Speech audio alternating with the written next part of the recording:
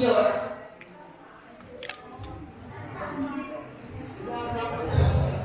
Assalamualaikum warahmatullahi wabarakatuh.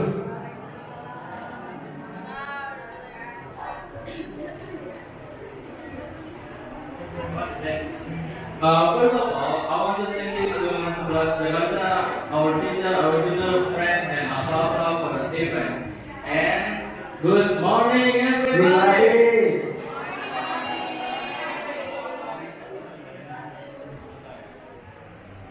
Okay, we are standing here in front of you all for the presentation of Surawana Temple. And then, the story of Surawana Temple. The initial function. Introduce yourself. Okay, we are standing here. We want to introduce ourselves. My name is Muhammad Ali Prasya. And my name is Haris Novel Ramadhani. And we are standing here. We want to presentation of Surawana Temple. And the first presentation of the story of Surawana Temple.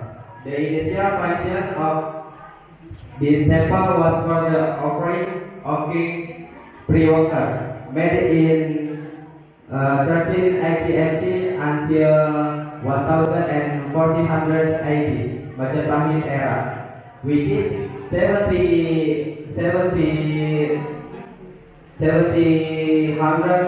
years old.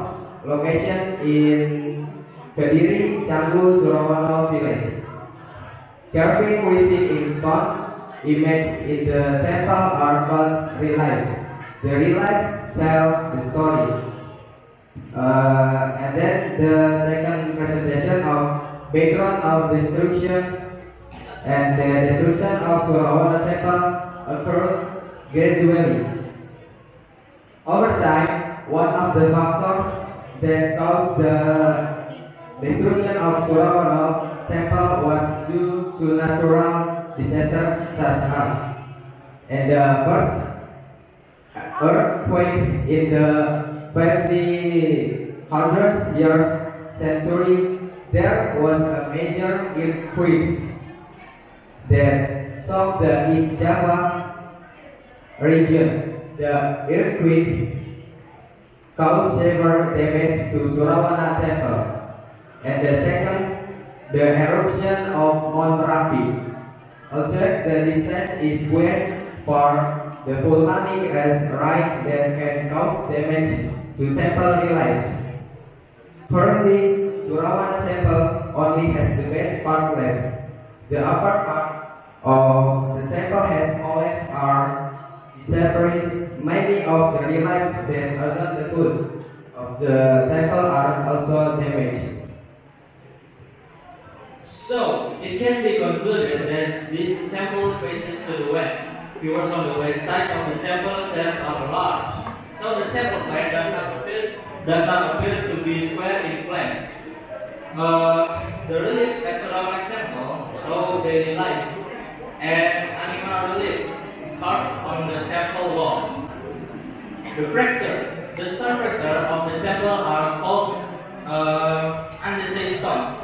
Stone fracture that are still good are divided into several categories according to the reliefs, motifs, panels, or also called temple structure, which are divided into three. And the first one is the bottom of or lower, the Goloka. Animal stories representing human characters, tribals, or centuries. And the second one are the middle, Guanoka, the process of a human journey.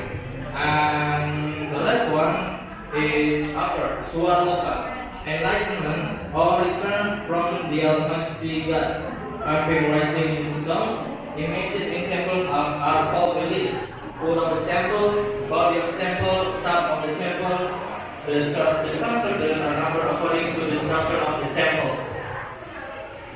And I heard this one of the stories, the stories of Usha and Gagamati. Which tells the story of two brothers named Gagamati, the elder brother, and Usha, the younger brother. Who for some reason then learn to become ascetic to reach the highest spiritual and divine fiber. They learn from a teacher, but in the practice of Lagu Bertapanya take two different paths. Naga hunting, restricted eating and drinking, and worldly pleasures as a practice constitution to reach the highest spiritual level. As a result, his body became emaciated. In contrast, the younger brother Musa practice by enjoying all worldly things are included food and pleasure as a form of challenge to his own body as a form of spiritual attainment. So, that's all we can share about our presentation. Sorry if there's any mistake, and we're going to move to Q&A session. Okay. You put a highlight on the background of destructions. Oke. Tadi sempat membahas tentang some fractures, yang patahan-patahan itu loh. Yes, miss. Itu yang patahan mana tuh? Yang the big one or the smallest one? Or when it got disrupted, ketika itu rusak, apakah kemudian si candi yang besar itu akhirnya menjadi small fractures itu tadi? Karena ada dua jenis tuh, ada yang candi besar, ada yang candi kecil. Nah, fractures yang tadi kamu maksud yang mana? Hasil gempa itu tadi, atau memang tidak ada fractures yang dibagi dua di situ? Oke. Tiga ya? Ya. Ya, sorry ya speak bahasa. Tadi kan pertanyaannya reruntuhan ya, Miss. Reruntuhan candi. Mungkin yang tadi itu yang kedua, dia itu reruntuhan dari erupsi Merapi. Ya mungkin itu dari keseluruhan, Miss. Jadi candi tersebut kan ada 3 bagian. Yang pertama itu ada Burloka, Buarloka, Maswarloka. Nah itu dari 3 itu mungkin dari atas dia runtuh ke bawah. Jadi seperti itu, Miss. Dan reruntuhan itu kemarin kita lihat ada di depan tuh dikumpulin oleh penjaga candi tersebut dari 15 tahun yang lalu. Dari candi utamanya berarti. Yes. Oke, karena berapa 2 atau 3 faktor tadi? 2. 2 faktor itu Iya. tadi ya.